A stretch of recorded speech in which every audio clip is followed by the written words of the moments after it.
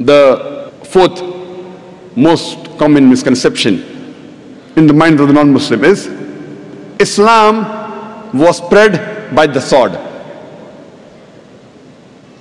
What is the meaning of the word Islam? Islam comes from the root word salam, which means peace. It's also derived from the Arabic word silm, which means to submit your will to Almighty God. Islam, in short, means peace acquired by submitting our will to Almighty God. Ilaalchi dogongoraa afraffaan qasammuu warra musliman ta'anii keessa jiru ilaalcha Islaamummaan Seeyfiin babal'atte jedhudha. Mee hiikaan jecha Islaam jedhuu maali? Jechi Islaam jedhu hundee jechaa salaam jedhu irraa dhufe. Hiikaan isaatis nagee jechuudha. Akkasumas jecha Arabiffaa kan silmi jedhu irraa dhufe yogguu ta'u hiikaan isaatis fedhinnaa fi Rabbii olaaneef kennu jechuudha. Jecha Islaam jedhu kana hiikaa isaa yoo gabaabsine nagee fedhinnaa fi cufa Rabbii olaaneef kennuudhaan argamu jechuudha. Kanaafuu yoon hima Islaamummaan Seeyfiin babal'atte jedhu kana karaa biraatiin hiike nageenyi Seeyfiin babal'ate jechuudha ta'a. Amma himni kun wal faalleessa takkaa'uu waliin bu'a. Nageenyi akkamis Seeyfiidhaan babal'achuu danda'a? Akkuma hundinuu beeynutti ilmi namaa addunyaa tanarra jiru cufti akka nageenyi injifatuun fadhu.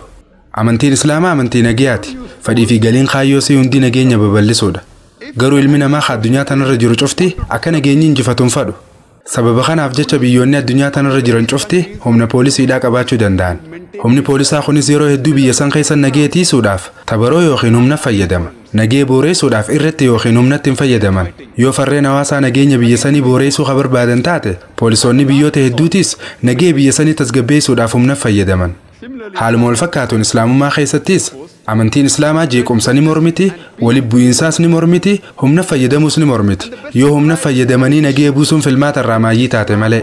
Akkasumatti illee Islaamummaa yeroo humna fayyadamuu hayyamtuutu jira. Kunis haqaa fi nageenyi biyya san keessatti akka irraa aanu godhuudhaaf. Amantiin Islaamaa nagee fi haqa biyya san keessa jiraachisuudhaaf humna fayyadamuu hayyama gootee jirti. Himannaa takkaa hojjette jettee amantiin Islaamaa Seeyfiidhaan babal'atte jettuuf deebisaan akkaan bareedduun hayyicha seenaa beekamaa maqaa Dileesii Oleerii jedhamuun kannamtee jirti. Kitaaba isaa mata duree Islam as a Crossroad jedhu fuula 8 irratti akkana jedhee barreesse.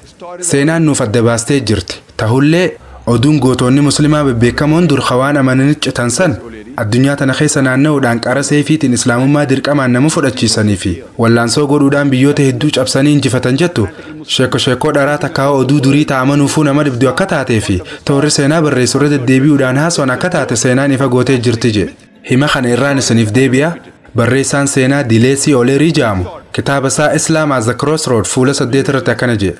Oduun gootonni muslimaa bebbeekamoon dur warri waan amanarra ciccisan addunyaa tana keessa naanna'uudhaan qara Seeyfiitiin Islaamummaa dirqamaan nama fudhachiisanii fi wallaansoo godhuudhaan biyyoota hedduu cabsanii injifatan oduun jettu sheekoo dharaa takkaa oduu durii ta'amanuufuu nama dhibdu akka taatee fi toorri seenaa barreessu irra deddeebi'uudhaan haasawaan akka taate seenaan ifa gootee jirti jedhe. Duba Seeyfiitame ree nuti musliimoonni biyya Ispeen waggaa 800 bulchinee jirra. Dalagaan irraa eegamtuun daleen dhaamsa Islaamummaa akka gaariitti warra musliman ta'in biraan hin geenye. Booda irratti waraanni masqalaatii fi kiristaanonnis dhufanii uummata muslimaa lafarraa haxaawan. Hanga garummaan takka taazaanni godhamuuf lafarraa dhabamtu takkatti. Yoo seenaa ka dubbistan taate amantiin humnaan babal'atte amantii kiristaanaati. Yoo seenaa dubbistan namoonni dhibbeessa hedduun lakkaa'aman maqaa kiristaanummaatiin ajjeefamanii jiran. Dubarraan tana uummatuma kanaatu as deebi'ee amantiin Islaamaa Seeyfiin babal'attee nuun ja'a. Nuti musliimoonni lafa Arabaa tan waggoota 1,400 dabraniif nuutu bulchaa jira. Waggoota muraasaaf Biritishoonni dhufanii turan, waggoota muraasaafis Faransaayonni dhufanii turan. Ta'us garuu akka waliigalaatti waggoota 1,400 dabraniif musliimootatu lafa Arabaa tan hoogganee bulchaa jira. Akkasuma wajjinuu har'aan tana Araboota kiristaana Kooptikii ta'an miliyoona 14tu dachii tanarra jiraachaa jira. Coptic Christians takkaa'u kiristaana Kooptikii jechuun kiristaanota gaafa durirraa kaasee turan jechuudha. Kiristaanonni Kooptikii miliyoonni 14 kun amantiin Islaamaa akka Seeyfiidhaan hin babal'atiniif ragaa guddaadha. Akkasumatti illee ragaa bahaa jiran. We Muslims, we ruled India for more than 1,000 years. Nuti musliimoonni Indiyaa waggoota 1000 bulchinee jirra. Silaa jijjiiruu feene lammiilee Indiyaa takka takkaan Seeyfiidhaan isaan hundaa'u islaameessuu dandeenya ture. Garuu nuti akkas hin goone. Arraan tana lammiileen Indiyaa parsantiin 80 ol muslimaa miti. Namoonni musliman ta'in parsantiin 80 kun amantiin Islaamaa akka Seeyfiidhaan hin babal'atiniif ragaa guddaa fi ragaas bahaa jiran. Arraan tana biitii musliimoota lakkoofsaan hedduu qabaachuun beekamtu Indooneeziyaadha. Duuba waraana yookiin loltoota muslimaa kamtu gara Indooneeziyaa dhaqe. Waraana takkaa loltoota muslimaa kamtu gara Maleeziyaa dhaqe. Uummanni Maleeziyaa parsantiin 50 ol muslima. waraana muslimaa kamtu gara qarqara galaana baha Afrikaa dhaqe. Seeyfii tamiin yoo. Waan kanaafis Toomaas Kallaayil deebisaa kannee jira. Hayyuu seenaa beekamaadha innis warra Awuroopaati. Kitaaba isaa hammata duree On Heroes, Hero Worship and the Heroic History joo keessatti goota kiyyee jechuudhaan Nabi Muhammad sallallahu alaihi wasallam durarra kaayee barreessee jira. Kitaaba On Heroes, Hero Worship joo kana keessatti akkana jee. Seeyfii tam dura seeyfii ta'e barbaadu qabda jee eegale.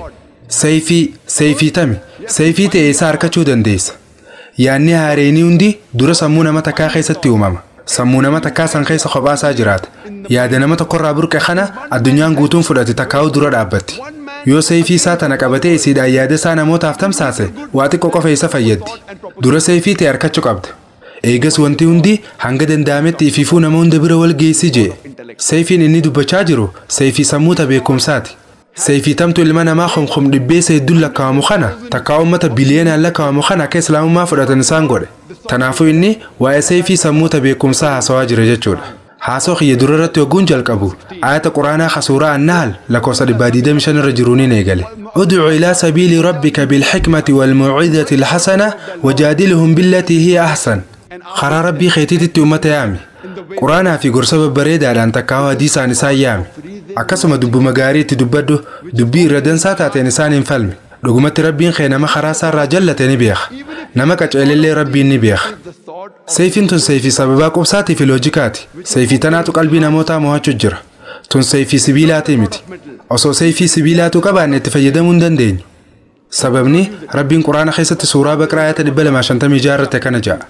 لا إكراه في الدين قد تبين الرشد من الغي أمنتي خيستي والدركسيسون انجرتو لقمتي خران كتعلو خراج لنا رأي فقال على تكاوى الدبافة مار توماس كاللايل وآي سيفي سموتا بيكم ساتر رها سوجر سيفي يادك أتعلا تكاوى سبباكم ساتر إيه سجر جتشورا سرفي يخين قرنو تكاتو قدميتوري قرنو تونيس كتاب بي تكاو مسعيتي ريدرز دايجس مغازين جامون قبي فهمته كتاب المناك يربوك جامو خمبر خرسا قل سديتامي جامت أنفا خيس بري فهمته جرت أكاسم بري فهمنخن متان سديرا تكاو كتاب بي بلين تروز مغازين جامو خيستيس إردي بيمي متان فهمجر قرنو تونيس ببلتشو أمانتيلي غرقودو الدنيا تنا دبلادو فورتي ججيرا موقاش انتم خيسا مولترت إيفتي jijjiirama bar 1934 irraa hanga 1984 jidduutti argame irratti xiyyeeffatti. Akka qorannoo saniititti amantiin haalaan babal'achuudhaan sadarkaa tokkoffaa irratti argamte amantii Islaamaati. Parsantii 235 dabalte. Amantiin Kiristaanaa immoo parsantii 47 qofaan dabalte. Asirratti gaafii laaftuun hangaafachuu barbaadu waggoota 50 kana keessa jechuun bara 1934 hanga 1984 jidduu lolaqamtu godhameeti akka namoonni dilli kumaatamaan lakkaa'aman kun amantii Islaamaa fudhatu isaan godhe. Lolaqamtu godhame hoo arraan tana amantiin saffisaan Ameerikaa keessa guddachaa jirtu amantii Islaamaati. Amantiin saffisaan Awurooppaa keessa guddachaa jirtus amantii Islaamaati.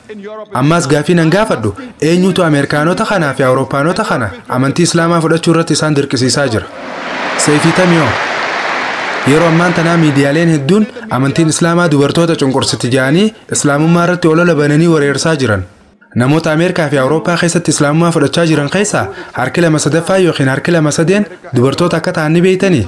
Yoo amantiin Islaamaa ka dubartoota cunqursitu taate dubartoonni Ameerikaatii fi dubartoonni Awurooppaa maaliif amantii Islaamaa fudhatarree? Eenyutu isaan dirqisiisu jira? Khaleessa takkaa'u guyyaa khalee maashaallah dubartii warra lixaa takka shaahadaa qabattee islaamoytee jirti. Maashaallah duba eenyutu isii dirqe? Seeyfii fayyadamnee jirraaree? Seeyfiitti qabanneeree? Nuti seeyfii sammuuta beekumsaatiif fayyadamne. Seeyfii sababa quubsaa fayyadamne. The sort of reasoning. Gaafii amantiin Islaamaa seeyfiidhaan babal'atte jettu tanaaf deebisaa kannee goola bunduratti jecha Adam Pearson jee tokko isinitti himuun barbaada. Adam Pearson akkana jee namoonni niwukilarii waraanaa gaaf tokko harka Arabootaa seenuuf ta'anii yaaddawaa jiran wanti isaan hubachuu dadhaban yookiin wanti isaan wallaalan boombiin Islaamummaa boombiin nagaa eega darbamte yookiin dhukaafamte turtee jiraachuusiiti. Gaafni isiin darbamte guyyaa ergamaa Rabbii sallallahu alaihi wasallam dhalatanirraa jee. It fell the day Prophet Muhammad, peace be upon him, was born.